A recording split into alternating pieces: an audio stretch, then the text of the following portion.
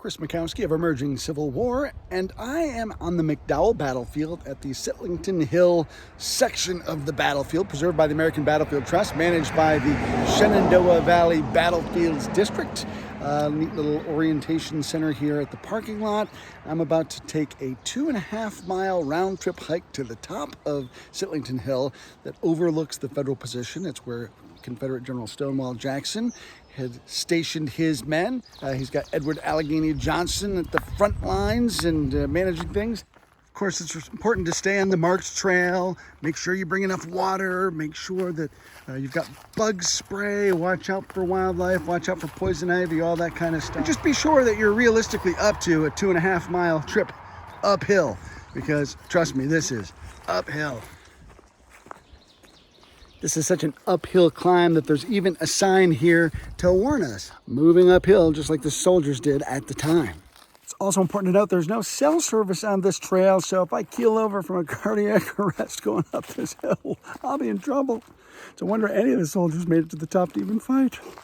As I walk up here, it's really hard to capture on film just how steep the walls of these ravines are behind me. If the camera just doesn't capture them. But it's an incredibly rugged terrain, very steep up and down ridges, and these guys are having to kind of go up and down as they're coming in as reinforcements. So an incredibly torturous landscape to have a battle on. And unless you walk this ground, you really can't appreciate just how awful this is as a battlefield. Bear poop. I'm not alone up here. What was that?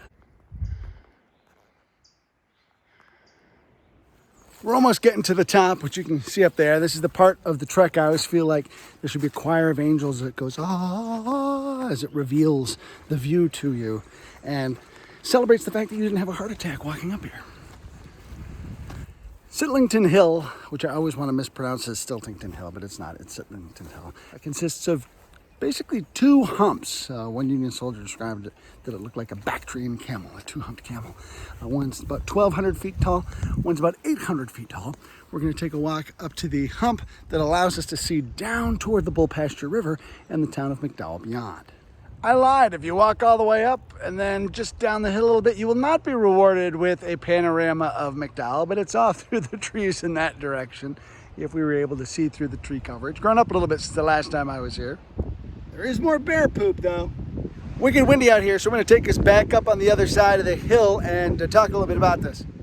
Well, at least I didn't end up in a big patch of poison ivy down there. So I'm coming back up onto the crest. This is the position where the 12th Georgia held. It's the left flank of the Confederate position as the fighting goes on and the Confederate line contracts and contracts. This is where the Georgians end up holding the end of the day, looking over McDowell that way, the Confederate line kind of pushing that way behind the camera. And on the right flank, the 37th Virginia has refused its position, so it's bent back in a right angle to kind of protect itself against some attacks from the 3rd Virginia Federals that are attacking down there. Now, because of the wind up here, I am going to retreat back to the back side of this hill to tell the story of the battle, which I haven't done yet, but I wanted us to be able to take a look around up here. It's a little quieter down here in the saddle between the hills. The reason this battle unfolds the way it does is because as Jackson comes onto the field, he's going to have Edward Allegheny Johnson's 3,000 guys in the lead. They're going to deploy along the hill here, and as they look down, they see that they've got the overwhelming position, and he doesn't think that the Federals are going to attack. But what he does want to do is try to find a way to drive them out of McDowell. So he's going to look for a way to deploy his artillery that doesn't force them to come up onto this hill, which would otherwise be a commanding artillery platform, except he's worried that if he does get driven off the hill, he could lose those artillery pieces down in these ravines if he's trying to evacuate them quickly. So he's going to send Jed Hotchkiss on a recon mission to find a way to get those artillery pieces in behind the Federal position in McDowell. So all this is going on, and in the meantime, Robert Milroy, who's down in the valley, gets reinforcements from his boss, Robert Shank, and they decide they're going to launch what they call a spoiling attack. They know that just looking up, like, oh my gosh, we're way outnumbered, and so they're going to try to attack Jackson before Jackson can get into position and get ready to execute his own attack, because they're assuming he's going to attack. So about 4:30, they're going to come up this hill behind me. It is a pretty steep incline. It does offer some protection that the Confederates have a tough time kind of depressing their barrel down enough. And they're going to attack, put on enough pressure. It's going to force the Confederate line to constrict. The left flank's going to be off in that direction and kind of come down into this direction until finally it's kind of back up where the Georgians were just a few seconds ago. Let me break in here with a jump cut and jump down toward that original left flank. We were just down in that direction. We've come down to the original left flank here. You've got a bunch of Virginia regiments, the 52nd, the 44th. They're fighting against some Ohioans, including the 32nd, 82nd, kind of coming up from this direction, and they're going to push in that direction and drive the Virginians off the field. And then the colonel of the 44th said, "You intend to let the damn Yankees drive you from your own soil?" And the Virginians rally and they turn around and they rush back in this direction and force the Ohioans back down there. But there's lots of back and forth fighting here, which eventually forces the Confederate line to constrict back in that direction where we were just standing. It's going to go on for 4 hours.